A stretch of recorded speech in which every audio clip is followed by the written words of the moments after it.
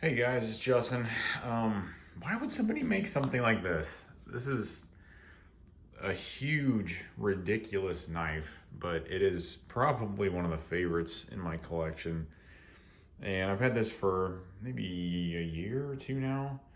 I've owned, this is a Microtech Halo 5, 6. It's a 6. I said 5 because the 6 is, I believe it was the 6s. They had this like inset lock on the button that you had to disengage to be able to deploy the knife. So if you don't know, this is a single action out the front automatic. And I guess Microtech was worried that this would deploy in your pocket or something, because this does come with a belt sheath, but maybe they thought people would carry it in their pocket or something. So they added this little like lock in the button that you had to disengage before you were able to deploy the knife. I kind of get why they did it, but it was terrible. I mean, it was such a pain to actuate. So anyway, they got rid of that, and as far as I know, they haven't brought it back. They're still making Halos without that lock, and this one is actually from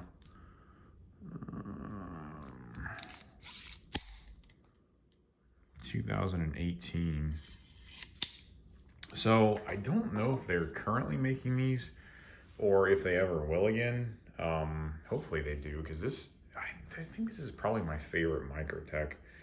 It's just so ridiculous and huge. I still don't have the ZT. Let me grab my paramilitary PM2.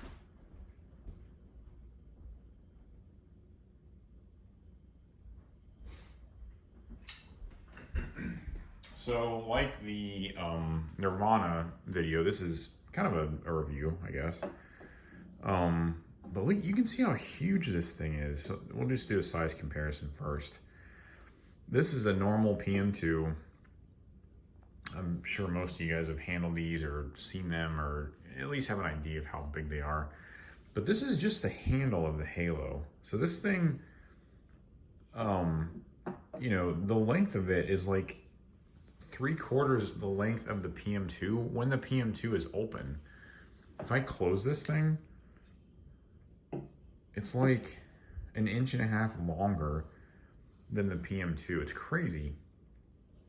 And then when you deploy the blade on the Halo, you can see how much longer it is. So it's a huge knife. It's like, I think these are like 11 inches long, something like that. And yeah, it's got the PM2 by almost 2 inches. So it's pretty crazy how long this thing is. So that's a size comparison. And then just to look at the thickness of these two. About the same thickness as the PM2, although it does not have a pocket clip, so that reduces it by a little bit. So yeah, in terms of thickness, about the same. Weight-wise, it's hard to judge because this PM2 has aftermarket scales, which make it much heavier. I don't know what the ounce measurement would be on this guy, but I would guess somewhere in the maybe 6 to 7 ounce range. I might be wrong. It's not a light knife though. So yeah, if you're not familiar with these, this is a single action out the front automatic, whereas so most of Microtechs are double action, which is the same as like the G&G Hawk and Guardian Tacticals knives. They're out the fronts. So basically you just have the slider button that you actuate back and forth, and it'll deploy the blade or it'll retract the blade. That's a double action out the front. So with the single actions, to retract the blade, you hold the button down and then you squeeze these little, I don't know, like fingers, I guess, and then you pull this, and then you can kind of hear it lock. And then at this point, this I think they call it a charge handle. It's free floating right now, so you just push it back in and then re-engage these little fingers, and then it's held into the handle. And then to deploy it, you simply just push the button. So that's a single action out the front. And another big difference is with these, if you deploy them into something, like if I pointed this at I don't know, a piece of a cloth or something like a blanket, and I deployed it, the blade would go straight through the blanket. It wouldn't come off the track. It wouldn't stop. It would go straight through the blanket. Whereas with like a double action, if you deploy it into something, it's actually sort of like a built-in safety feature.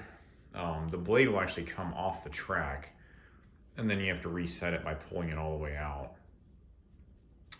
So yeah, that's another difference between these two.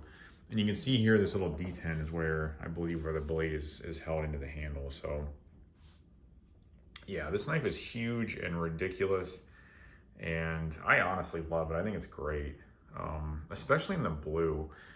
I don't know, I think I mentioned I've had 3 of these. I had one in orange, which looked really cool. I think that was a Halo. It was a 4 or 5, maybe a 5. And it was partially serrated. And I sold that one, and I kind of regret selling that one.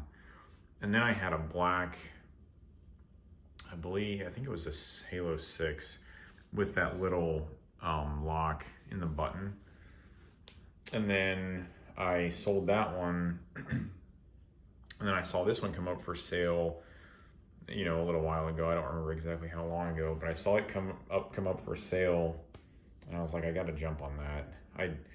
I just missed having a Halo in my collection. It's kind of like some people who are like, you know, I have to have a Hinder, or I have to have a Strider, or I have to have, I don't know, a titanium frame lock flipper in their collection. Well, for me, I have to have a Halo in my collection, because this is like, you know, the Halo of my collection. So yeah, this one was pretty much mint when I bought it. These do come in M390 unless you get a really old one. So you can see there, Microtech uses a lot of M390, and yeah, I mean, you can see the blade is pretty much mint. Nice thin edge there. Might be a little bit of wear. I don't know why. Yeah, maybe oops, sorry. I'm not showing it there. Maybe a little bit of wear along the coating right there, but not too bad.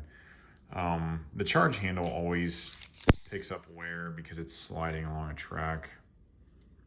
Although this one looks pretty clean. You can see on the fingers there a little bit.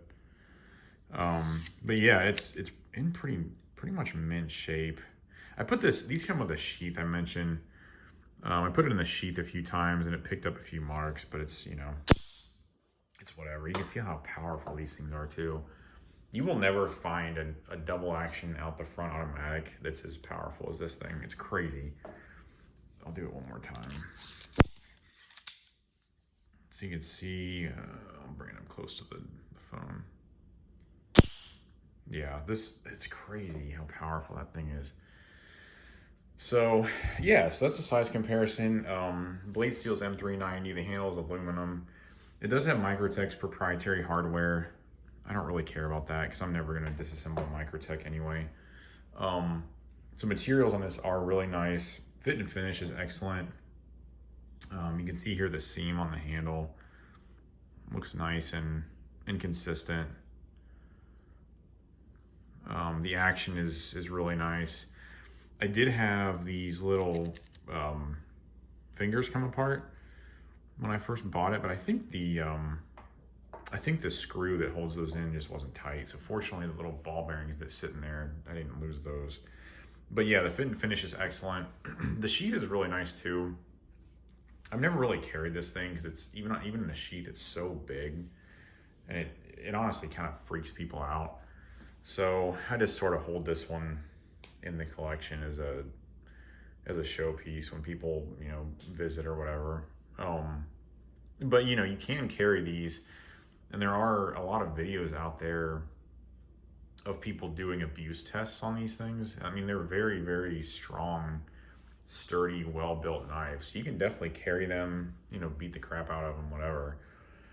But, you know, it's just not my preference. I don't even carry my Leathermans in sheaths.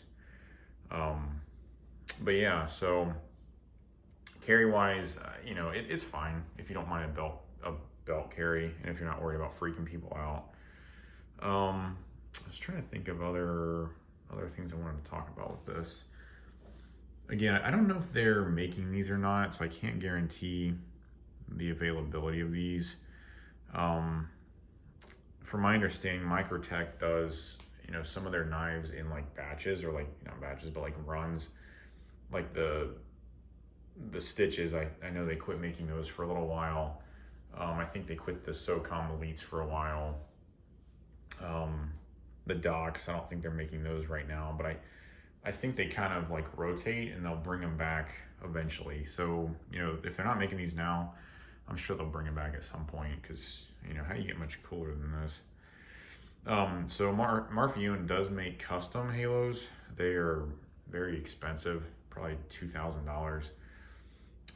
The production ones, like this one, if you can find them at retail price, run around 600, I think, 600 to 700, which, you know, I don't know, it may be more expensive now.